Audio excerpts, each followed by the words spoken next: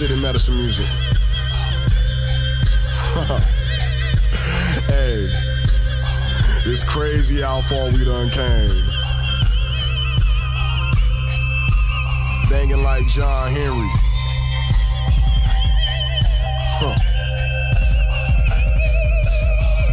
Check the check, package the package.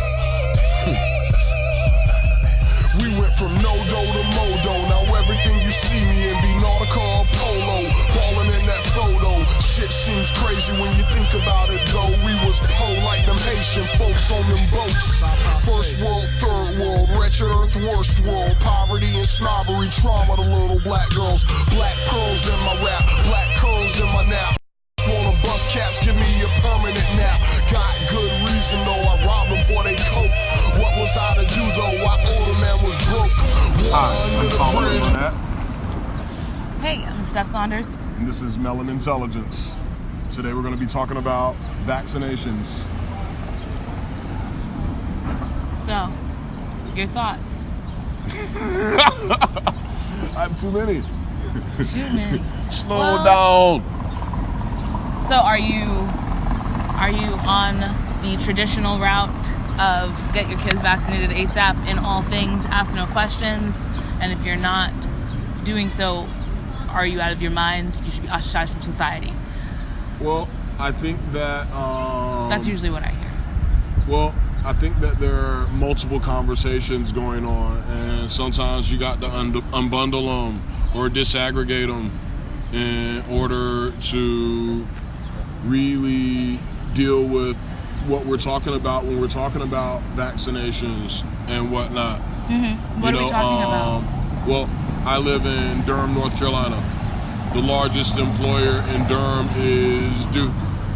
There's a large hospital and research matrix associated with it. Right. Vaccinations necessary in order to get those jobs.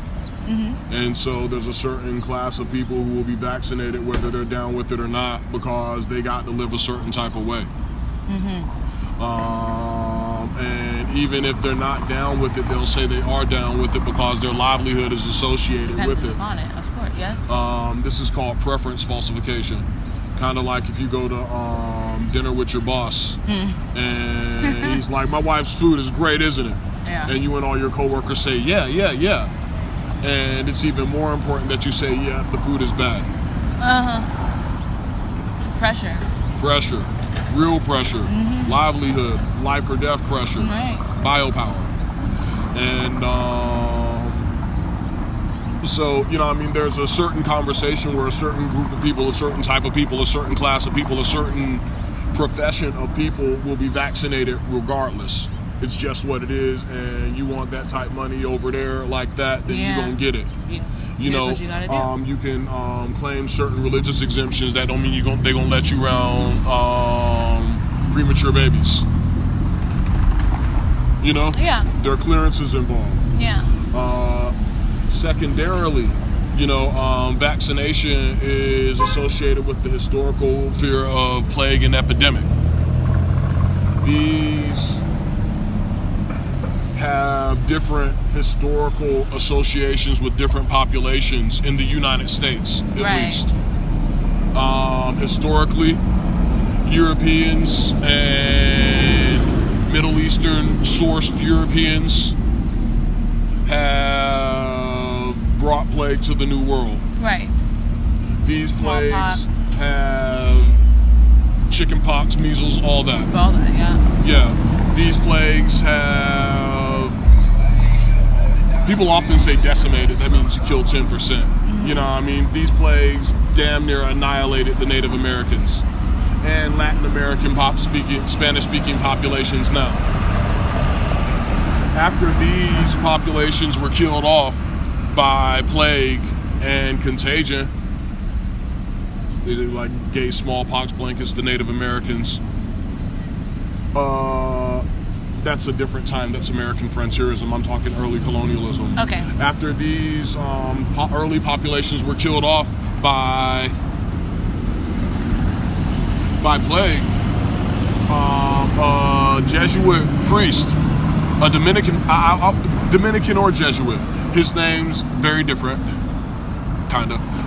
His name's Bartholomew Las Casas. He recommended the importation of Africans because of their robust immunities. And so after this, Africans, the Portuguese and the Spanish began importing Africans instead of trying to enslave the native peoples who were dying from the labor and the disease. And so the whole reason African Americans are here, ADOS, American Descendants of Slaves, is because we have robust immunities to the diseases that they spread, that kill Spanish people and Latin American people. The major issue is that while I could be fighting off an infection with my robust immunity, that doesn't mean that I'm not still a carrier of a contagion. I see. And someone who doesn't have as robust an immunity, or upon contact could still end up with the lethal virulent dosage or infection from me, and I could be walking around like, I have a slight fever, I'm sneezing, but you know, I mean, they could hit it and they could get it and be taken out of commission, like an Indian next to an Indian next to Brit, or like Austrian next to a Mongol. Just different heritages of genealogies of epidemiology that lend themselves to our current craze for vaccination. But they want black people to get vaccinated to save them from themselves, because they're the historical carriers, and the people who are historically susceptible are the natives, the indigenous folks, currently Latin American speaking people, and the folks on the reservations, the Lumbee folks. And so I'd be like, maybe they need to have a real conversation about vaccination, but I wouldn't trust it. Not from them people. I see. But that's just to say, and I got neither chick nor child. And if my child had to get vaccinated to go to a private school, I would probably claim religious exemption, and they probably just wouldn't let them around the premature babies. Right. You would not. You bow to that as a requirement, and therefore subject your child to said disease. It would depend. It would actually depend. It would have to be a conversation that I had with their mother that was in the moment, based on the historical meta-analysis like this one, in addition to what are the pros and cons of the moment situation, you know? Yeah. I think that the major conversation is that POC don't have their own institutions that would allow them to fill the gap were they to deny the state services. It's better to light a candle than to curse the darkness. Right. So, that being the case, let's say we don't want to vaccinate our kids. How do we make sure that they are eating right and drinking enough water so they don't have immunodeficiency syndromes? Certainly, because I think it does harken back to this idea of nature versus nurture, and nurture being defined by the colonialists, by the capitalist structure that is influencing the pharmaceutical industry. Well, my interest in vaccination was sparked again. I was part of a Facebook conversation in which someone who has, beautiful child, very active in our community,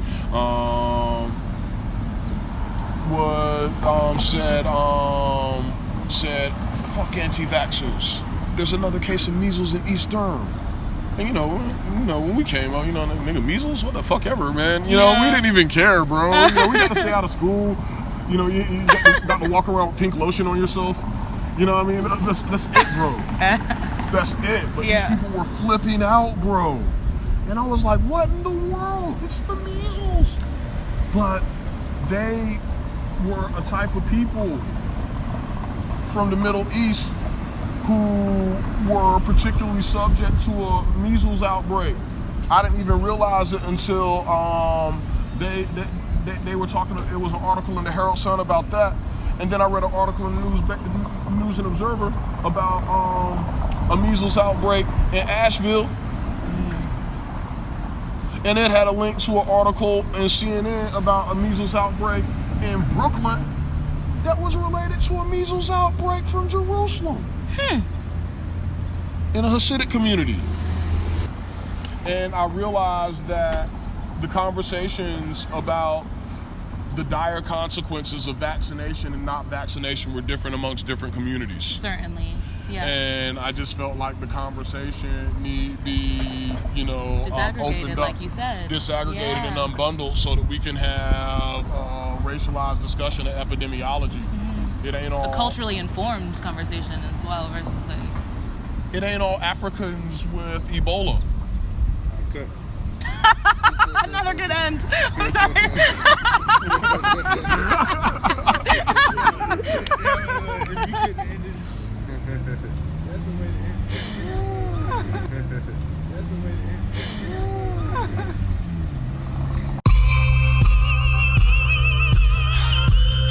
City medicine music.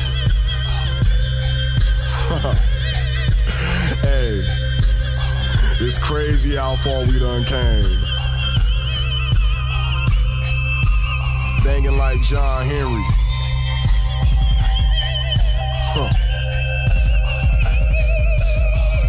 Check the check, package the package.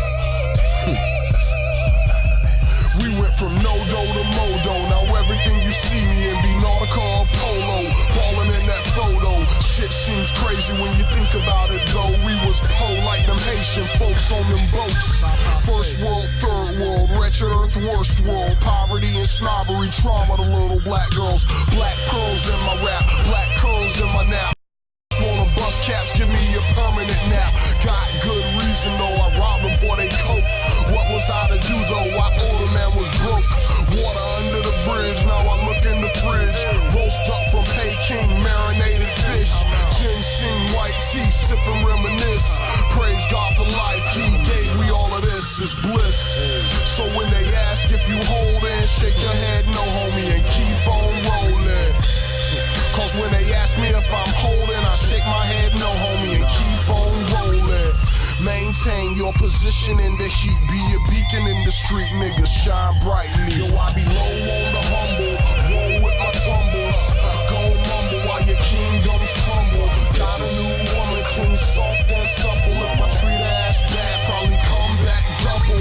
Question is what to do in the end when the government's corruptive. Revolution, who the few chosen men, swift like wind, wild style on you niggas like black stallions on the streets in the pen. Gang battalions at war with each other and the goddamn pigs. So I'm raising our voices till Armageddon. Nigga, keep your click tight before the feds get in. Raising our voices till Armageddon. Nigga, keep your click tight before the feds get in. Raising our voices till Armageddon. Nigga, keep your click tight before the feds get in. Maintain your position in the heat. Be a beacon in the street, nigga, shine brightly. Maintain your position in the heat. Be a beacon in the street, nigga, shine brightly. Maintain your position in the heat. Be a beacon in the street, nigga, shine brightly.